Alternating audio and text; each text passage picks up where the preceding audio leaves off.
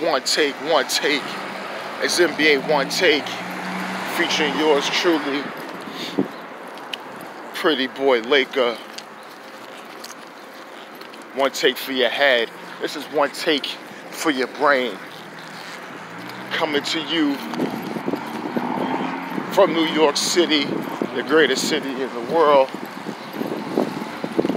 It's NBA One Take. Subscribe at YouTube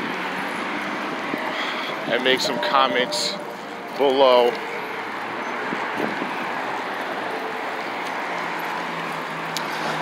Caught some games last night. Some good games.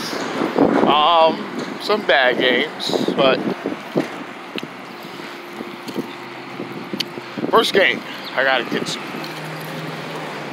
Dwayne Wade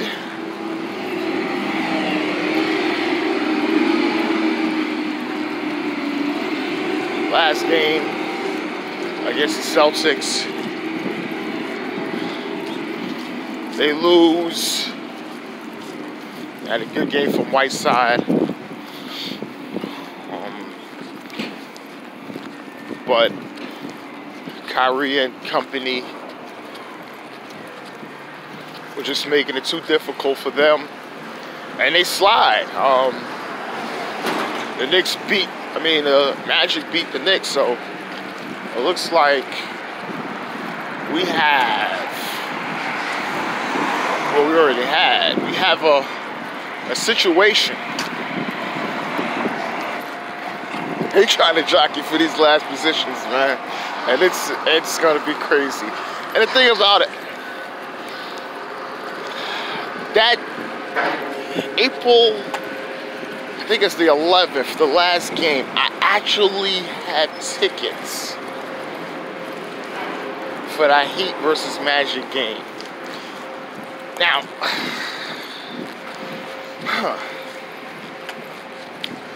when acquiring the tickets, I'm thinking, okay, Wade's last game, they gonna be out the playoffs.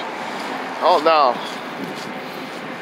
So what it looks like, that game is going to be very, very critical. And it may be Wade's last game in a Heat uniform, or possibly his last regular season in a Heat uniform. This is real interesting. Orlando's not a team coming in I felt was going to be in playoff contention, even though they have a better coach. And Steve Clifford, a lot of people don't know about him, but he's a real good coach. I didn't expect too much from the Heat because of their team, how they constructed certain things. And they did a good move in moving Tyler Johnson, getting him off of their books. But they're stuck in some limbo. I mean, hearing people talking about, they'll have the cap in 2020 when all the contracts is off the books, and that may be Riley's last free agent pitch before he possibly sooner or later ride off into the sunset and possibly give the reins to, I don't know if it's Shane Battier or one of the guys that run the front office. I think, Juwan Howard's still there, but someone, maybe it's Joe. We'll see.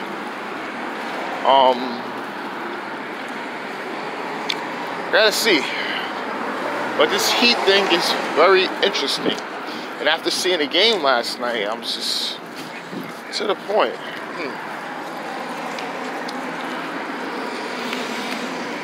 Should the Heat go to the playoffs? Or shouldn't they? I mean, I don't know. I know Orlando needs to. For the fan base, everything. They want to justify the season. See where they at. The Heat is in a position, I think they're going to let all the contracts empty out. Then they'll go back to free agency. They're just going to try to play what they have.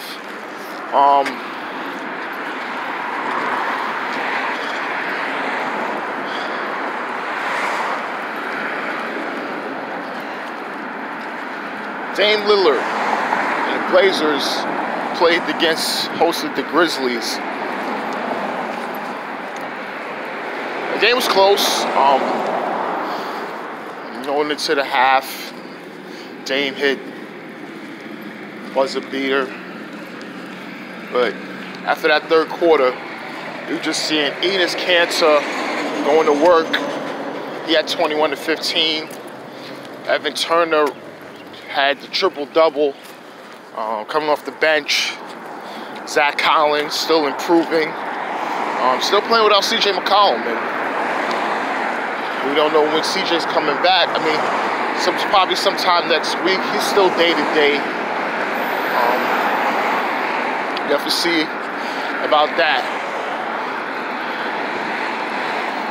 They had a good game. 27, almost had triple-double himself, but this Blazers team, man, when they get it going, they scary. But then you think about all the inconsistencies with this team when it comes to playoff times, when you got to question Terry Stotts and his staff. Can they ever counter anything another team is doing to them in the playoffs defensively, you know? Because it happens almost every year. It's like they figure them out. They figure Dame and them out. They figure out their offensive sets. And then it's like a shell shock moment for them.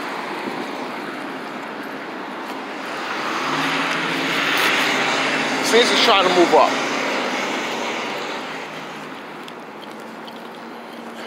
You know, people want home court in the first round no matter who you play in the second round.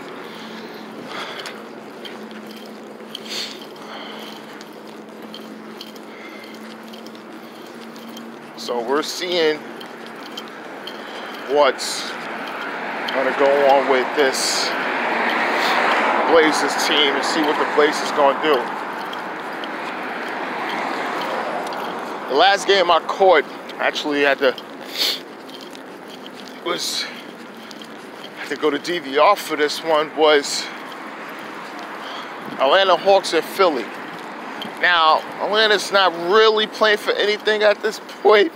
I mean, Philly is really trying to hold on to the third spot in the East. But Philly came to play. I mean, they came, but it was really, you know, Ben Simmons and Redick had 30. And,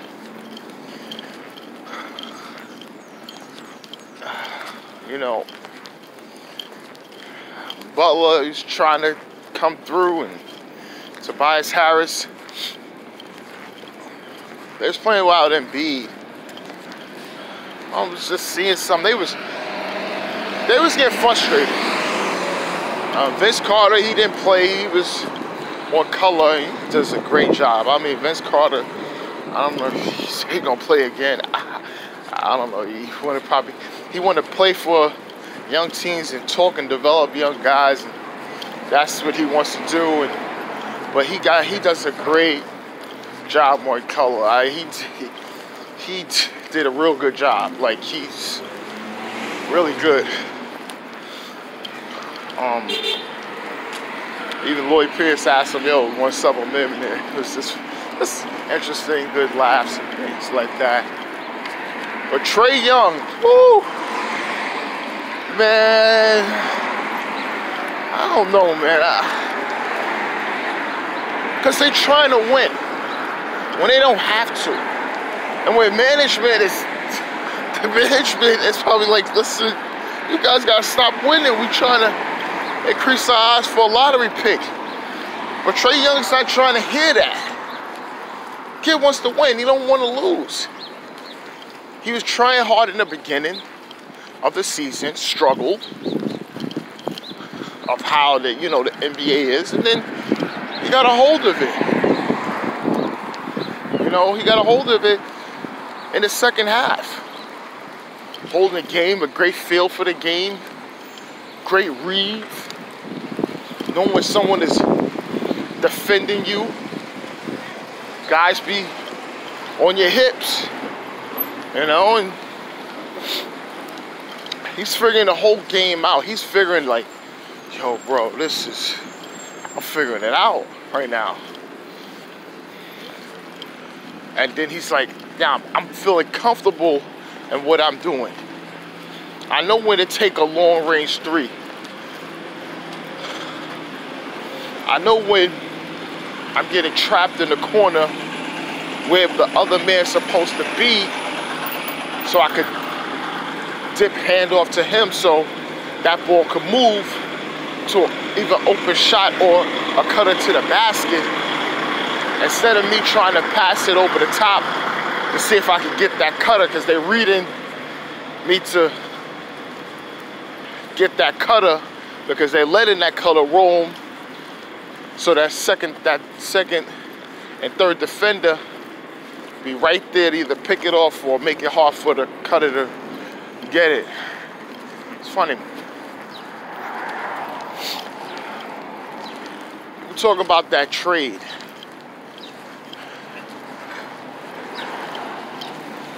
Luka Doncic for Trae Young. When Bill Simmons said it, I said, nah, man, it's not the word trade of the decade, bro. It's not. Luka is good. Trae is good. It's not. This trade looks like it's working out right now for both of them. The Mavericks are tanking. They got Porzingis.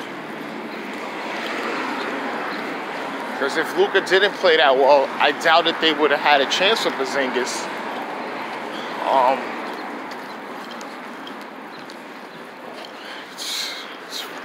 It's really interesting how things work out. Hawks management is doing well. I commend these guys.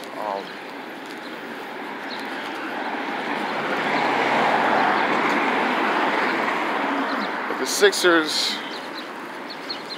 lose. It was a little frustrated how the game ended. But it's getting down to the wire, man. You gotta knock these teams out. Secure your spot.